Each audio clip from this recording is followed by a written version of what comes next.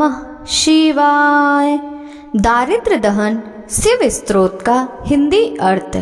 प्रिय भक्तजनों, दारिद्र्य दहन शिव स्तोत्र के श्रवण मात्र से आपके जीवन में धन धान की सभी कमी पूरी होती है, साथ ही दरिद्रता का सर्वदा नाश हो जाता है।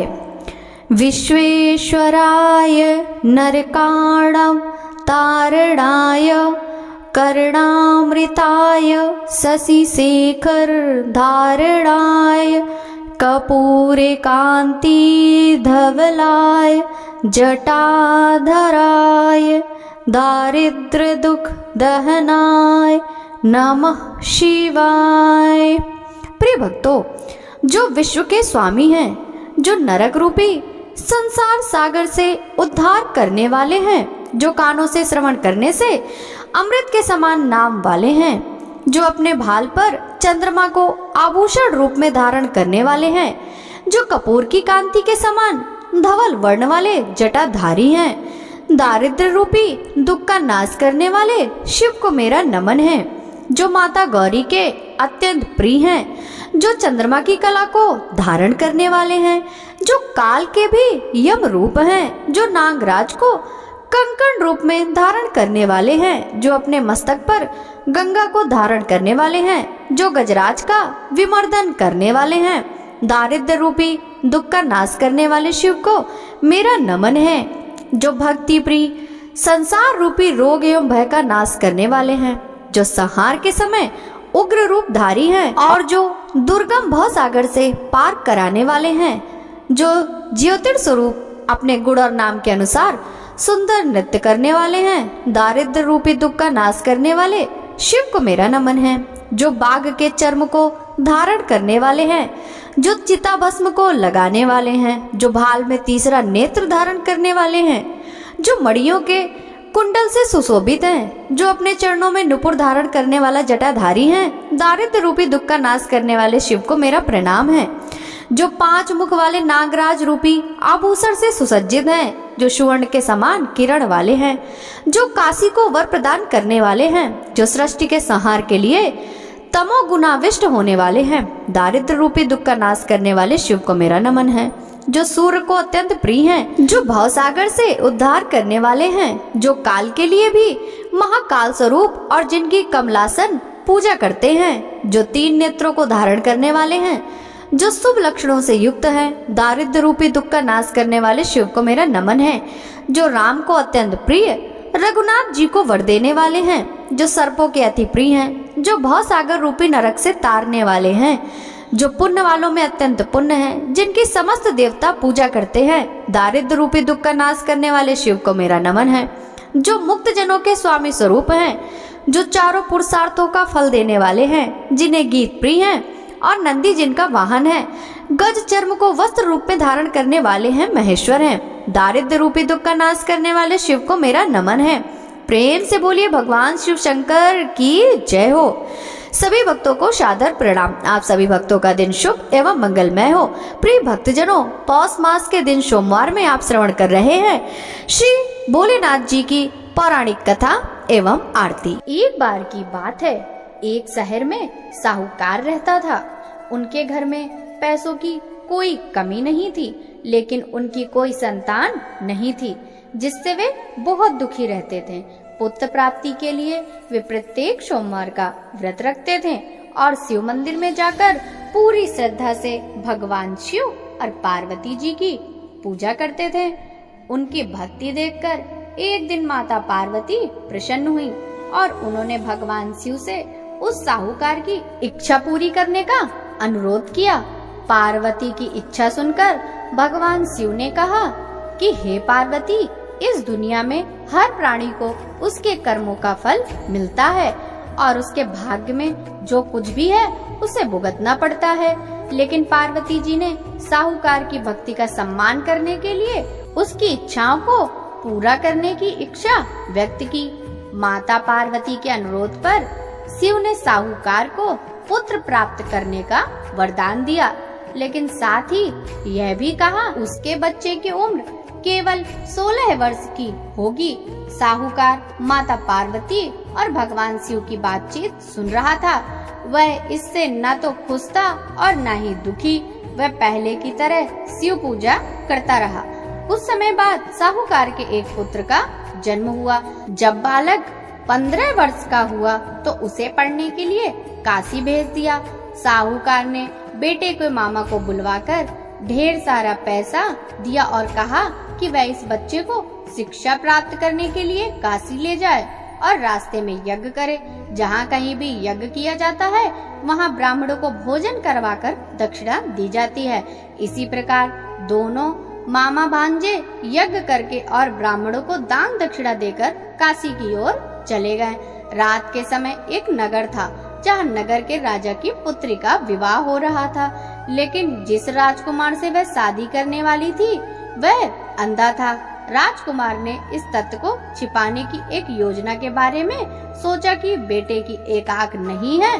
साहूकार के बेटे को देखकर उसके मन में एक विचार आया। उसने सोचा क्यों न इस लड़के को दूल्हा बनाकर राजकुमारी से शादी करा दी जाए। शादी के बाद मैं इसे पैसे के साथ भेज दूंगा और राजकुमारी को अपने शहर ले जाऊंगा। लड़के की शादी दूल्हे के कपड़े पहनकर राजकुमारी से कर दी गई, लेकिन साहूकार का बेटा ईमानदार था। उसे यह उचित नहीं लगा।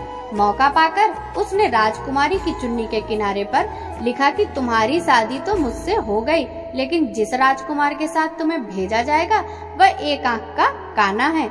मैं काशी पढ़ने जा रहा हूँ। राजकुमारी ने जब चुन्नी पर लिखी बातें पढ़ी तो उसने यह बात अपने माता पिता को बताई। राजा ने अपनी बेटी को विदा नहीं किया, जिससे बारात वापस चली गई। उधर साहूकार का लड़का उसके मामा काशी पहुँचे। वहाँ जाकर उन्होंने यज्ञ किया। जिस दिन बालक 16 वर्ष का हुआ उस दिन यज्ञ हुआ। लड़के ने मामा से कहा मेरी तबीयत ठीक नहीं है। मामा ने कहा तुम अंदर जाकर सो जाओ। शिव के वरदान के अनुसार थोड़े ही समय में उस बालक के प्राण निकल गए। मृत भांजे को देख उसके मामा विलाप करने लगे। संयोग से शिव और माता पार्वती उसी समय वहाँ से जा रहे थे। पार्वती ने भगवान से कहा स्वामी मैं इसके रोने की आवाज सहन नहीं कर सकती। आपको इस व्यक्ति की पीड़ा दूर करनी चाहिए। जब शिव मृत बालक के पास पहुँच गए तो उन्होंने कहा यह उसी साहूकार का पुत्र है जिसे मैंने 16 वर्ष की आयु का वरदान दिया था। अब इसकी उम्र हो गई। लेकिन माता पार्वती ने कहा हे महादेव कृपया इस बच्चे को और उम्र दें, नहीं तो इसके माता पिता भी इससे अलग होने के कारण तड़प तड़प कर मर जाएंगे। माता पार्वती के अनुरोध पर भगवान शिव ने बालक को जीवित रहने का वरदान दिया। शिव की कृपा से बालक जीवित हो गया। लड़का अपनी पढ़ाई पूरी करने के बाद अपने मामा के साथ अपने शहर चला गया। दोनों उसी शहर पहुँचे जहाँ उसकी शादी हुई थी। उस नगर में यज्ञ का आयोजन किया। लड़के के ससुर ने उसे पहचान लिया और महल में जाकर उसकी देखभाल की और अपनी बेटी को विदा किया। यहाँ साहूकार और उसकी पत्नी भूखे प्यासे अपने बेटे का इंतजार कर रहे थे। उसने कसम खाई थी कि अगर उसे अपने बेटे की मौत की खबर मिली तो वह भी अपनी जान दे देंगे। लेकिन अपने बेटे की जीवित रहने की खबर पाकर वह बहुत खुश हुआ। उसी रात भगवान शिव ने व्यापारी के सपने में आकर कहा हे श्रेष्ठी मैंने सोमवार का व्रत करके व्रत कथा सुनकर प्रसन्न होकर आपके पुत्र को लंबी आयु दी।